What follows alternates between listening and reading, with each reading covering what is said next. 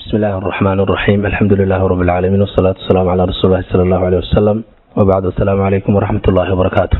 فضيلة الشيخ محمد عمر دليل سؤالها دينيga waxay noqonaysaa su'aasha horeysa waxaan ahay nin wiil ah oo dhibaatadiisu tahay markaan qof dumar arko ayaan maartay biyo ama janaabooda marka maadaama arrintaas ay ugu badan tahay salaadii ma tukanayaa iyadoo oo de arrintaasi ay jirto waxaan kugula talin lahayn horta marka hore inaad guursato qof dumar oo aad ku asturnaato waayo nooc xanuunina waa jira shaydaankuna uu ka faa'iideysanaya marka si dhibkaas kaaga yaraado iska guurso culayskaas ka fududaan doona insha Allah dad guursan kara weydana iska soom waxa saddexaad aan kula talin lahayn meelaha dumarku ay joogaan sabab la'aan iyo macna la'aan ha u eegeen ama hawla kulmin si dhibkani uu kaaga yaraado inta kadib hadii biyo taranku ay ka yimaadeen maydhasha kugu waajiba adigoo maydhan mooyaane salaadana ma gali karaysid وما تكن كريس من طاهر بانad hayna waa jinaabaysantay wallahu a'lam. jazakallahu khairan. sheekh su'aashana waxay tahay dhalinyaradu marka ay ku jiraan arrimaha guurka ama haasawaha inay sawir isdhaafsadaan iyagoo ay uga jeedaan qofka kale inuu arko marka qaarkood iyagoo meel wada jooga oo mar walba is arkaya in haddana sawir ay kala qaataan usbuuciiba mar maxay arrintaasi noqonaysaa? bismillah labada qof marka ay iskuursanayaan xagga sharcigeena waa loo ogol yahay inay eegaan oo nabigu kaleey salaatu wasalaam ninkii asxaabiga hay guursanayay wuxuu ku halla nadartaha ma iska eegta eegmaduna waxay ka faa'iido tahay labadan qof inay kala bugtaan oo hadhowto aanay ka murugoonin guur ama aanay kala yaacin illa midwaka kale la noolyahay taas waa taaweey laakiin in wixii ay noqdaan heer aan banaanayn ilaa shariicada in la isla gaaro oo labadii qof ay isla gooni noqdaan ama ay sidii muraayadun dad istaataawanayo isfar fadhiya sidii shimbiraha ay noqdaan arin hagaagsan taasi ma aha qofkii inta loo baahan yahay waa inuu ninkuna arkaa gabadhuna isaga ay aragtaa bas wixii intaas sii dhaafsan ma hagaagsana shaydaankuna uu ku dhex fadhiisan karaa waba laga yaabaa labada qof haday ama israacaan ama isla gooni noqdaan ama muddo wada socdaan ama sawiradaas sidaa u sitaan midaba kale uu sawiranayo inay ku fitnoobaanba guurka ka horba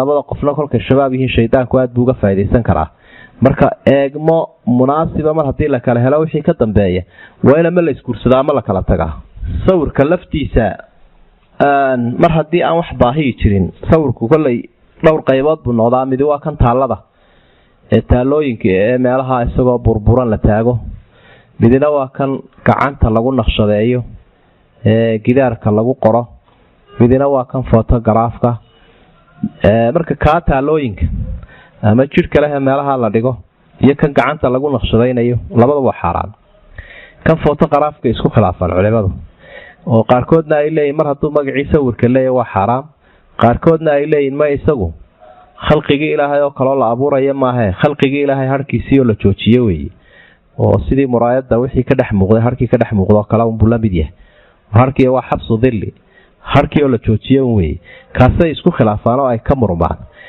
maadaama ay ka murmayaan isaga laftiisa waxa fiican marka ay baahi jirto in la isticmaalo marka loo baahan yahay ama sharci loogu baahan yahay ama qofkii loogu baahan yahay in laga faa'iideysto dariiqooyinka noocaas mooyaane isticmaalkan bilaa macnaha albanka lagu gurayo in isaga laftiisa la iska yareysta fiican si shaydaanku ugu soo dhaxgabanin marka saddexda qaybood baynu qaybin lahayn sawirada kuwooda banaan waxa kamid ah caruusadaha yaryar ciyaalku ay ku ciyaaraan oo waqtigii rasuulka sallallahu alayhi wasallam caruurtu way ku ciyaari jirtay Aisha laftigeeda oo yar oo xaaskiisa ahayd baa ku ciyaari jirto fardo ayay iska lahaan jirtay baalale markii nabigu weydiiyay Aisha fardahan baalashari waa maxay waa miyaanad ogeyn baytii nabi Suleymaan inuu lahaa fardo saasay ugu jawaabtay almuhim waxyaabaha yar laga soo reebay mooyaan sawirka guud ahaan yaa lagu xeel dheeraan inoo lagu talax tagin wixii dee baahi iyo muraad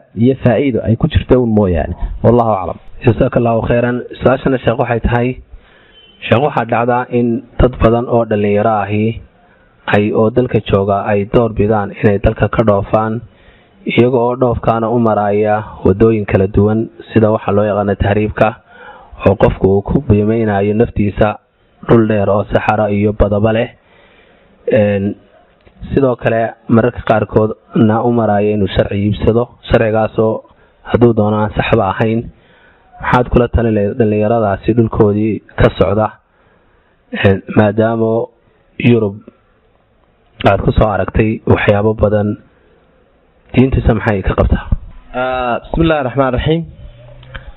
wax runtii maanta shaki nagaga jira maaha dadkaasi habka ay u soconayaan iyo siday u tahriibayaan celiyo dhul mid kastaaba ka tahriibeene inaanay bannaanayn caqli ahaan iyo sharci ahaan labadaba. caqli ahaanna kuma bannaana, sharci ahaanna kuma bannaana. qaanuunka gaaladaan bannaynayn, qaanuunkii kufaarta mid islaam iska daayo, inuu qofku saluugo dalkiisii iyo dadkiisii iyo ehelkiisii iyo diintiisii intaba inuu saluugo ama qawado ta meesha ka muuqanaysa wey. xaguu kusii cararaya qof wuxuu leeyahay dalkaygan iyo dadkaygan iyo diintaydan midna laguma noolaan karo. waa iimaan darro aada u weyn, lagamana faa'iido. oo qofkii markuu halkaa tago noloshaa la qabsan kari waayo wuu ka dhacaa ama wuu waashaa ama waxaa laga yaabaa silic iyo darxumo muddo dheer markuu ku noolaado in lasoo tuuro ama la xidho. marka wax aynu maanta cid xalaal ku tilmaami kartaa ma jirto. waddan gaalaad in la tago ayaan xalaal ahayn. hal mar baa la tegi karaa, waa mar dacwad loo tegayo. caafimaad iyo waxbarasho midna loogama baahnay, wadamada islaamka laga helaya. laakiin dacwad baa loo tegi lahaa iyo gaalada in lasoo islaaminayo ama diin loo fidinayo. taa qofkii aan u tegaynin waa inuu halkiisan iska joogo. dalkooda iyaga hagaajito, waa inaad dalkaaga hagaajisato. qofku waa inuu ehelkiisa la noolaado, waa inuu arsaaqadii ilaahay u qoray kabay cararin oo yurub may tegin, halkeedanba way joogtaaye halkiisa waa inuu ka raadsadaa. waxaynu kusoo gabagabaynaynaa in la tagaa waa xaaraan. waxa labaad aynu raacinaynaa qofku hadduu sidaa ku dhintana waa qof naftiisa dilay. muhliku nafsii baa laydhaha, naftiisiibuu halaagayoo wixii uu ku halaagay ayuunbaa ilaahay aakhiro ku dilayaa. ma biyaa, ma dayuuradba, ma markabba, waxaasunbaa aakhirada lagu dilayaa siduu nabigu sheegay calayhi salaatu wasalaam. ilaahay baa wuxuu uhi walaa taqtuluu anfusakum ina allaha kaana bikum raxiima. war waan idiin naxariisanaya, ilahay wuu idiin naxariisanaya, naftiina ha dilina. marka waxa weeyaan waa duulimaadka maskaxeed, waa inkaar ku dhacday ubadkii rag iyo dumarba. marka kuwa lacagta usoo dirayana waa ka xaaraan inay usoo diraan. kuwa halkan xoolaha xalaashaya lacagta ee u dhiibayana waa ka xaaraan. kasaa ku tegayana waa ka xaaraan. wax xalaal la yidhaahdaa meesha ma taalle, iimaan la-aan unbaa taalle, ummadda ha laga wacyigeliyay. wallahu aclam.